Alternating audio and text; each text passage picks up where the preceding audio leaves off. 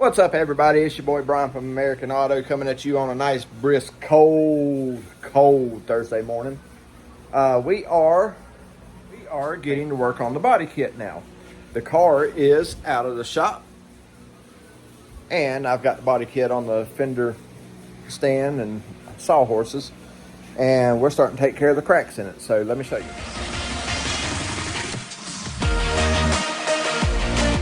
So everywhere there was a joint, I went ahead and filled with that stranded filler, okay? Including these edges here, all the way around. Up here, I still have to do that one. Filled that, and this one over here did the same thing. Now, this is only the start. I still have a whole lot more to do because this whole entire thing's gonna get skimmed, okay? But in the meantime, goo choo, we're going to get it taken care of because we got to do all this so we can paint it. And we can't paint it until we do all, or prime it until we do all that. So let's get after it, guys. So we got this corner all the way up over and around. Just having to build this up because, I mean, you have certain motions where it goes like this. Anyway, we're going to let this sit overnight. I'm not going to do anything else today. I'm going to knock it off a little early today, go in here and chill out and rest and enjoy my time. Today's my birthday, so I'm gonna go in here and just relax for a change. That's my birthday present to me, is just go in here and sit down and watch legit street cars and yeah, hang out with family. So I'll get back at this tomorrow because we're gonna start pulling trim out of that box over there and start working on the grill to the Challenger. And I got to get parts ordered tonight for the small block Chevy because we're fixing to start building that engine in the next video. But I gotta get the windshield trim done so I can send it to the car before it goes to glass. So yeah, there's still stuff got to be done. I'm not on a major rush right this second, but I do want to get it done in a timely manner. So we'll get back on it in the morning, tomorrow morning, and I'll bring you guys back then. All right, I'm gonna go eat me some birthday cake. So it's been a couple days and video late and all kind of stuff. Anyway, guys, there's this junk. It looks like junk, right? But you know what? It's straight. It's all straight. Finally, it took a lot of work to be able to build this up and make it right. But it's awesome. So we're going to get all this cleaned up. And we're going to shoot a nice good coat of that gray primer over the top of all this and see if we can't get some color on it. Well, now looky here. We're all one color of gray now. Yep. Not too terribly bad. I still have a couple low spots I'm going to have to fix. But what I'm looking at is not that side, it's this side. So if there's a low spot in that side, I'll fix it. But it's not as important as the bottom side because this bottom half is pretty much all you see from under the car. But I mean, considering what we started with to this, I think it's pretty doggone good. So, while we're waiting for him to decide what color he wants this to be, we're going to let this sit here and dry. And then I'll go back through and find any more of the low spots that need to be touched up, repaired, or whatever. Or resprayed. And take care of it from there. So it'll be just a second for y'all, but for me, gonna be a little bit. I gotta get to work on that thing. All right, everybody, we're back. It's another day, but yesterday was kind of productive. We got a good bit done. So we actually got the body kit all primed up and ready to go. I talked with him just a little while ago, and at the moment we're going to go with the satin black on this and see how it looks on the car. If we don't like the satin black, then we're going to go with the graphite gray. So anyway, there it is, all done up. That's all them little metal pieces, and you can see what I started with was like this. Now these are for the back corners. Now I bent those to match those, and it looks stupid on the back of the car. So we come up with another idea, which is super easy, but we're going to take these and run them through that. Yep, we're going to bead roll a line, just a small line right up the center, just so it matches that. So, that being said, let's get at it. Okay, we're back again. Had a small dog issue going on. Yeah. Anyway, so what we're going to do is we are going to use this bead roller here, and I am going to show you all the parts and how it operates. So, when you get the bead roller, of course, it don't come with the stand. I had to make that. But you do get all these, okay? Now, we're going to set this up here on the desk, or on the metal bench. Move y'all a little bit closer here. Like that. So professional.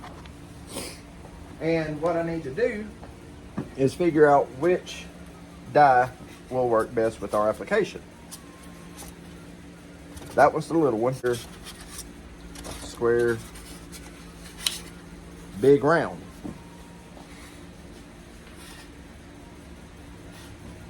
So we'll make this the receiver on the bottom of this deal here, and I'll show you how that works. Now this is a super simple setup. Okay, yeah. So these two bolts on the end are to keep it from walking off, but you also have set screws as well. Now what we're going to do here is simply take this bolt out right here. We're going to locate our indicator pin right there.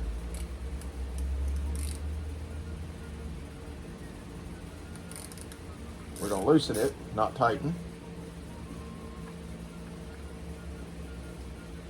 All right.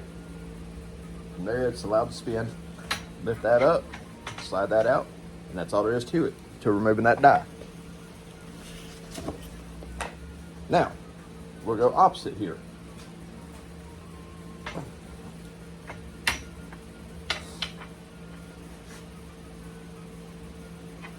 Now, you do have on this a flat side. That's where the Allen head sets at. So keep that in mind as well.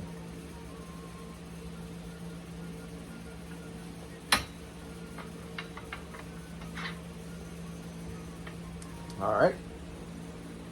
Set your ratchet to tighten.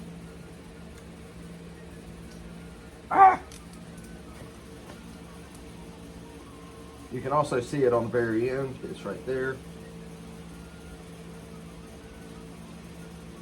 Now me personally, I like to flatten the dies against each other like that to make sure they're even. That keeps you centered here, okay? But you'll notice on this one you have a bit of a shoulder sticking out. It's okay. It's not the end of the world, okay?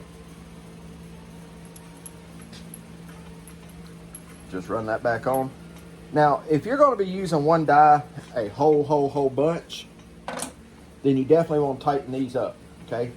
Now, I'll show you the rest of this. What we have here on the back of this, these two nuts here. Now, the bottom one stays tight. The top one does not, okay? You can adjust that. But you'll notice it's got a slider, okay? And you'll notice it takes up the difference, right? Now, you want this one to stay loose, all right? Unless you're trying to get to a certain depth or whatever, and go from there. But you also notice up here, you have this tension bolt. All right. So what I do is I put my metal in. I'll get this down to just a good starting tension. Back the metal out. Add a half a turn. Okay. Again, I do not touch the nut on the back. I just make sure it stays close so that way this don't walk too much. And then you start working it back and forth. That's all there is to it. Now, what I recommend on the metal piece that you're fixing to bead roll, I highly recommend that you make a line on the metal, because trying to freehand this is almost impossible, okay? It likes to turn way too much. But we're going to make us a line on it, on what we're working on, and then we're going to get started. As you can see, we have our line right down the middle of it. Now, I'm no professional bead roller, and this is a hand crank one, so we might very well mess this up. So let's see what we can do here. All right, so as I had said, we need to make sure we have our placement in there. And that's all right. So I had to bend the tabs back some and cut them down. But I did a practice run through here, and this is what I recommend, just doing a practice run. So you want to line your dot up. Now keep in mind there's absolutely zero tension on this, which is why I can do this like this. But you want to slowly ease it through there, just like that. And once you know you got full pass, you're good to go. So at this point, we are going to, like I said, put that in, set tension, pull it back out, add a turn, and then make sure we're perfectly lined up.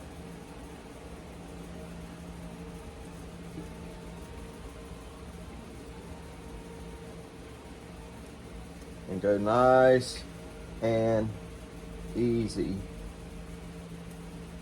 with it.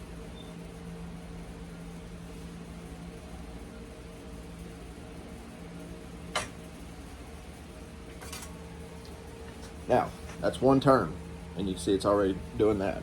So, I'm gonna put you guys on time lapse. We're gonna get this one knocked out and go from there.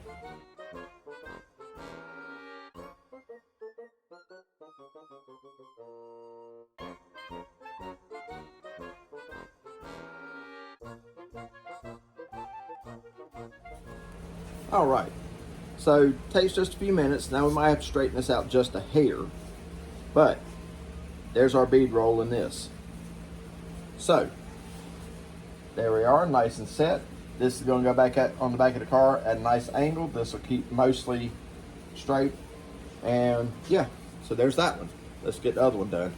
All right, now that those are done and bead rolled, now what we need to do is, on this 45 degree or whatever that is, I've got to measure that because the way this bottom folds over, I need to put a cap on the end of it because this is going on the back of the car and you don't want to just look up and see just that. So we're going to put a cap on it and make it straight.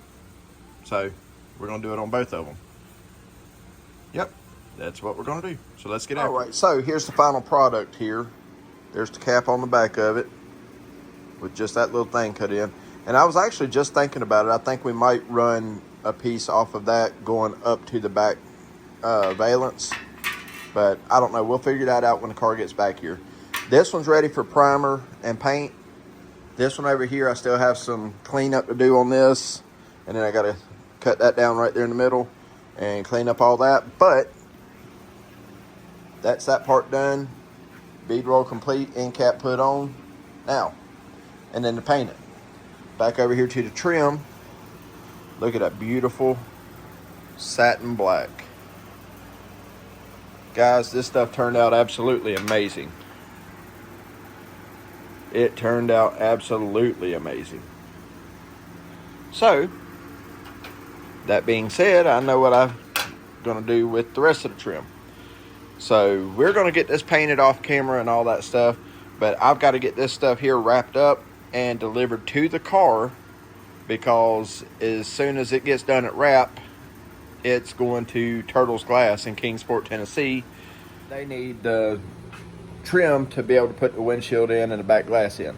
So I've got to get that stuff wrapped up and taken over to them, and the car will be back here in about a week. So in the next video that you see on this car will be us installing the painted trim. I'm not going to video painting the trim and all that stuff. There's no reason to. I will video when we start working on that beautiful grill right there, starting to billet that grate in the middle. Yeah, we want to eliminate that waffle head looking stuff. But anyway, so you'll see that in the next Challenger video. Anyway, guys, so it wasn't a whole lot of a video, but I mean, you're seeing progress is happening on this car. We're getting closer and closer and closer to being done. So that being said, guys, thank you so much for watching. Make sure you head over and check out Top Notch Trees 23, Golden Rust or Bust, Pole Barn Garage, and all them guys, check out Carter's Drag Racing. Like I said, they've got some really good stuff coming. So, who am I forgetting? I'm forgetting somebody, and I don't know who. So if I forget you, I'm sorry. Guys, we are at 656 subscribers. And it's Christmas. And my birthday just passed. So how about, I don't know, for Christmas, let's hit 700, guys. For my birthday, let's hit 700. Guys, y'all are doing awesome. Awesome, awesome. So, little help goes a long way. Guys, I promise you, once we hit 1,000, I'm doing something big for the channel. Okay? But in the meantime, that's going to do it for this one. Thank you guys so much for watching. And remember, if it doesn't challenge you, it don't change you. Get out of your comfort zone. Go do something you're not used to. Okay? It don't hurt to try new things. All right, thanks, guys. Y'all have a good one.